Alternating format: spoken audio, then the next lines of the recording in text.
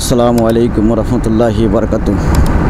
Hello everyone, আজকে আপনাদের সাথে আসলে বাইকের ইঞ্জিন সম্পর্কিত কিছু গুরুত্বপূর্ণ বিষয় নিয়ে কিছু টিপস শেয়ার করব। আমি যেভাবে আসলে বাইকের ইঞ্জিন মেনটেন্স করি বা যত্ন নেই সেটাই আপনাদের সাথে শেয়ার করব। কে কীভাবে আসলে ইঞ্জিনের যত্ন নেয় অবশ্যই কমেন্টসে জানাবেন। আর আপনি কি বাইকটা রাইড করতেছেন অবশ্যই আমার কমেন্টস বক্সে লিখবেন। সো ভিউয়ার্স, ভিডিওটা অবশ্যই দেখবেন। আশা করি আপনারা কিঞ্চিত পরিমাণ হইলেও উপকৃত হবেন। হ্যালো এভরিওয়ান, আসলে ফিরে আসলাম বাইকের ইঞ্জিনের যত্ন কিভাবে নিব এবং দীর্ঘদিন ইঞ্জিনটাকে ভালো রাখার কলা কৌশল কী। আসলে একটা কথা না বললেই নয়, আমি 2009 সাল থেকে কন্টিনিউয়াস বাইক রাইড করা শুরু করেছি। আজকে প্রায় আল্লাহর রহমতে 10 আর 5 15 আর 16 বছরের মতো প্রায় একটানা বাইক রাইড করতেছি। এবং এই 16 বছরে মোটামুটি আলহামদুলিল্লাহ এখন পর্যন্ত থেকে এটা আমার 19 number bike Yamaha MT-15 V2। আমি আসলে কিন্তু দীর্ঘদিন ধরে ভিডিও বানাই না, তো এই হঠাৎ মন চাইলো, এই জন্য আসলে কিন্তু সেটআপটা নিয়ে মোটামুটি মাঝে মধ্যে একটা দুটা ভিডিও শেয়ার করি। তো তখন আমি আসলে আমার বাইকটা 2 স্ট্রোক একটা বাইক দিয়ে আমি শুরু করি আমার যাত্রা। 800 CDI, অনেকেই চিনবেন বাইকটা। এটা কিন্তু একটা ক্রাশ বাইক ছিল আসলে 85-90 দশকের। যাই হোক, তারপরে ইন্ডিয়ান RX, এরপরে জাপানি RX কন্টিনিউয়াস তো চালাচ্ছি। ইয়ামাহা, হুন্ডা, আমি শুধুমাত্র TVS-এর কোনো বাইক রাইড করে নিই আমার নিজের, আর বাজাজের। এই দুইটা বাইকের রেজিস্ট্রেশন আমার নামে নাই। তাছাড়া মোটামুটি সব ব্র্যান্ডের বাইক আমি রাইড করেছি। তার মধ্যে সবথেকে বেশি পরিমাণ রাইড করেছিল ইয়ামাহা সিরিজের। তো যাই হোক, আসলে আমি যেভাবে বাইকের ইঞ্জিনটা যত্ন নিই সেটাই আপনাদের সাথে শেয়ার করি। বাংলাদেশের প্রেক্ষাপটে আসলে আমাদের যে বাইকগুলো এখন কন্টিনিউ আছে সেগুলো কিন্তু সব ম্যাক্সিমাম 4 স্ট্রোক, কারণ 2 স্ট্রোক কিন্তু অনেক আগেই ব্যান্ড হয়ে গেছে, বাংলাদেশি ইম্পোর্ট বন্ধ। তো 4 স্ট্রোক বাইকের মধ্যে 2-3টা ক্যাটাগরি আছে।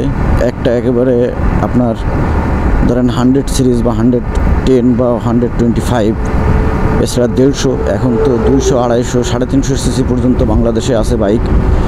তো আমি মোটামুটি 2টা ক্যাটাগরিতে ভাগ করেছি। একটা হচ্ছে নেকেড স্পোর্ট আর একটা হচ্ছে স্পোর্টস সিরিজ। স্পোর্টস সিরিজটা হচ্ছে কিট আলা গাড়ি যেগুলো আছে, সুজুকি SF, এরপর আছে আপনার হুন্ডা CBR, এরপর হচ্ছে ইয়ামাহা R15। এই ধরনের বাইকগুলো আসলে স্পোর্টস সেগমেন্ট, এই ধরনের বাইককে আসলে স্পোর্টস সেগমেন্টের বাইক বলা হয়। তো এই বাইকগুলোর যত্ন কিন্তু একটু আলাদা ক্যাটাগরির।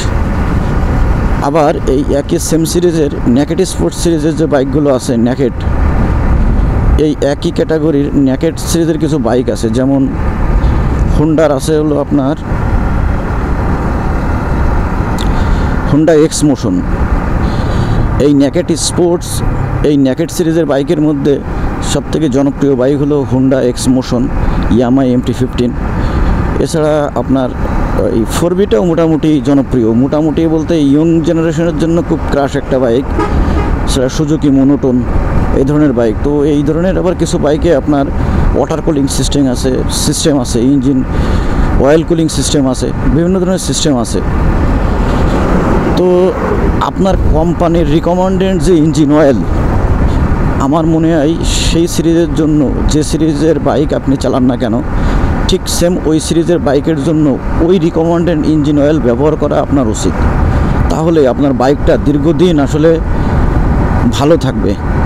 একটা কথা আপনাদের সাথে শেয়ার না করলেই নয়, সেটা হচ্ছে যে আমার কাছে প্রশ্নটা হচ্ছে যে কোম্পানি তো একটা রিকমেন্ডেড ইঞ্জিন অয়েল আসলে মেনশন করে দিছে, অর্থাৎ এখানে তো অনেক ধরনের ইঞ্জিনিয়ার একটা বাইকের পিছনে কাজ করে, যেমন electrical engineer, mechanical engineer, automobile engineer, এছাড়া পেইন্টের যারা আছে, ধরেন আর্কিটেকচার, অনেকগুলা ধাপ কিন্তু এখানে কাজ করে। তো আমার প্রশ্নটা হচ্ছে যে আপনি ধরেন স্পোর্টস সেগমেন্টের বাইকটা চালাচ্ছেন, সেইখানে দেখা যাচ্ছে যে আপনার যে ইঞ্জিন অয়েলের গ্রেডটা মেনশন করা হচ্ছে, আপনি ওই ইঞ্জিন অয়েল দিয়ে ঠিক হয়তো বা 800 বা 1000 রেকমেন্ড করা আছে, আপনি ওইটাই চালান, আপনার ইঞ্জিন অবশ্যই দীর্ঘদিন ভালো থাকবে। কিন্তু আমরা কি করি আসলে, যে ইঞ্জিন অয়েলটা রিকমেন্ড করা থাকে আমরা দেখা যাচ্ছে ওইটার পরিবর্তে মোতুল, মোবিল ওয়ান, তারপরে আপনার এই যে লিকোমলি, আমরা ধরেন দেখা যাচ্ছে কি আসলে ওই রিকমান্ডেড ইঞ্জিন অয়েলটা ব্যবহার না করে সিনথেটিক, সেমি সিনথেটিক বা এই ধরনের ইঞ্জিন অয়েল ব্যবহার করি। আমার প্রশ্নটা এইখানে যে আমার ইঞ্জিনের আরপিএম হচ্ছে 8,500, এইটা 8,500-এর উপরে আরপিএমটা ক্যারি করে না। সেখানে আমার একটা মিনারেল ইঞ্জিন অয়েল হইলেই আমার ইঞ্জিনের জন্য কিন্তু বেস্ট। আমি ধরেন যতগুলো বাইক চালাইছি আমি কিন্তু ওই রিকমান্ডেড ইঞ্জিন অয়েল ব্যবহার করছি। তো আল্লাহর রহমতে আমি যে বাইকটা লাস্ট বিক্রি করছি সেই বাইকটা কিন্তু 41,000 কিলোমিটার চলা এবং তার স্টক ক্লাস প্লেট কিন্তু বাইকে ইনস্ট্যান্ট ছিল এবং কোনো ধরনের কোনো পার্টস কিন্তু চেঞ্জ করা হয় নাই। ইভেন ইঞ্জিনে কিন্তু কোনো আলাদা নয়েজও নাই। এই পার্থক্যটা আমি বুঝতে পারলাম যে রিকমান্ডেড যে ইঞ্জিন অয়েল ছিল সেই ইঞ্জিন অয়েলটাই আমি ইউজ করছি, অন্য কোনো ব্র্যান্ডের ইঞ্জিন অয়েল আমি ইউজ করতাম না। তাতে আমার বাইকটা দীর্ঘদিন ভালো আছে। এই মাঝখানে ধরেন আরেকটা বাইকে আমি এই সেম কাজটা করছিলাম, সেটা হচ্ছে আপনার কিছু থাইল্যান্ডের মোবিল পাওয়া যায় কিন্তু মার্কেটে। ধরেন একটা এক্সাম্পল 10W40-র একটা মিনারেল ইঞ্জিন অয়েল আমার ওই বাইকটার জন্য রিকমান্ড ছিল, কিন্তু সেখানে আমি কিন্তু আসলে দেখা যাচ্ছে যে আমি অন্যর একটা ইঞ্জিন অয়েল ইউজ করতাম। তো ওই ইঞ্জিন অয়েল ইউজ করার কারণে কিন্তু আমার ভিতরের কিছু গিয়ার পেনিয়াম আসলে ওখানে ক্ষয় হয়ে যায় অতি দ্রুত। ধরেন মেবি 16 থেকে 18,000 কিলোমিটারের মধ্যেই আমার ইঞ্জিনের ওই পেনিয়ামগুলো আসলে যখন ক্ষয় হয়ে গেছে তখন এই নয়েজটা বেশি হচ্ছিল। আমি প্রথম ভাবছিলাম যে আসলে ট্যাপিডের কারণে, কিন্তু আসলে ট্যাপিডের কারণে কিন্তু এই নয়েজটা হয় নাই। এটা মূলত ওই পেনিয়ামগুলো ক্ষয় হয়ে যাওয়ার কারণেই আসলে এটা হয়েছে। তো যখন আমি এটা খুব ভালো একজন পারফেক্ট অভিজ্ঞ লোকের কাছে আমি নিয়ে গেছিলাম, তখন উনি দেখেই বলছে যে ভাই আপনি তো আপনার বাইকের রিকমান্ডেড ইঞ্জিন অয়েল অথবা ভালো ইঞ্জিন অয়েল কিন্তু আপনি ব্যবহার করেন নাই। আপনারা জানেন ভিউয়ার্স যে বাংলাদেশের প্রেক্ষাপটে মানে ইঞ্জিন অয়েল, বাংলাদেশের প্রেক্ষাপটে ইঞ্জিন অয়েলটার যে কত রকমের 2 নম্বরই আছে সেটা আপনারা ভালোভাবেই জানেন, মিডিয়াতে তো দেখতেছেন, প্লাস প্রতিনিয়ত আপনারাও কিন্তু ধোঁকা খাচ্ছেন। সো আসলে অবশ্যই রিকমান্ডেড ইঞ্জিন অয়েল ব্যবহার করতে হবে। 3 নম্বর যে বিষয়টা সেটা হচ্ছে অবশ্যই আপনি 800 থেকে 1000 কিলোমিটার আপনার যদি ওই ইঞ্জিন অয়েলটা 1000 বা 1200 বা 1500, কোনো ইঞ্জিন অয়েল দেখা যাচ্ছে 2000 কিলোমিটারও আপনার রিকমেন্ড করা থাকে, আপনি ওই স্টেজে চালানোর পরে এটাকে আপনি ড্রেন করার পরে আবার নতুন দেন।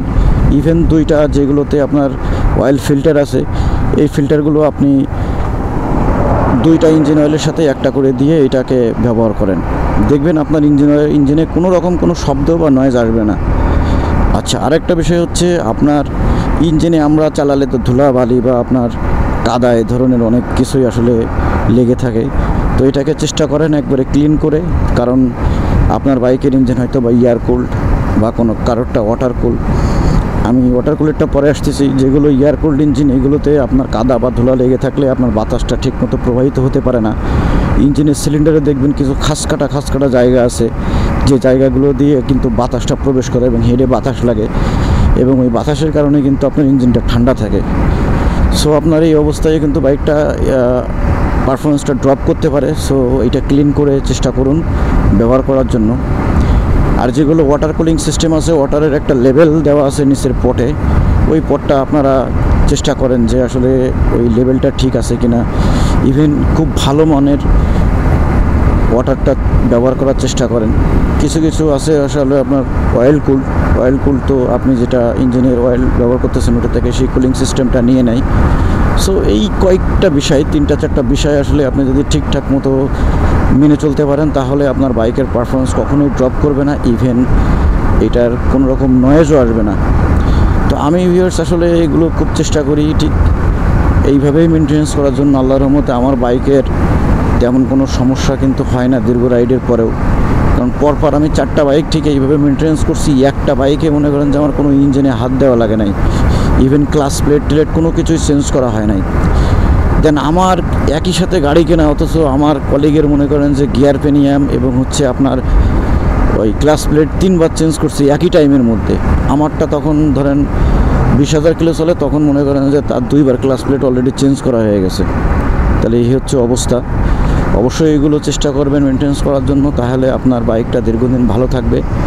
সো ভিউয়ার্স, এই যে বিষয়গুলো শেয়ার করলাম আপনাদের সাথে, যদি ভালো লাগে তাহলে একটা কমেন্টস করবেন, একটা শেয়ার, একটা লাইক করবেন এবং আমাদের পাশে থাকবেন। আল্লাহ হাফেজ। আসসালামু আলাইকুম ওয়া রাহমাতুল্লাহি ওয়া বারাকাতুহু।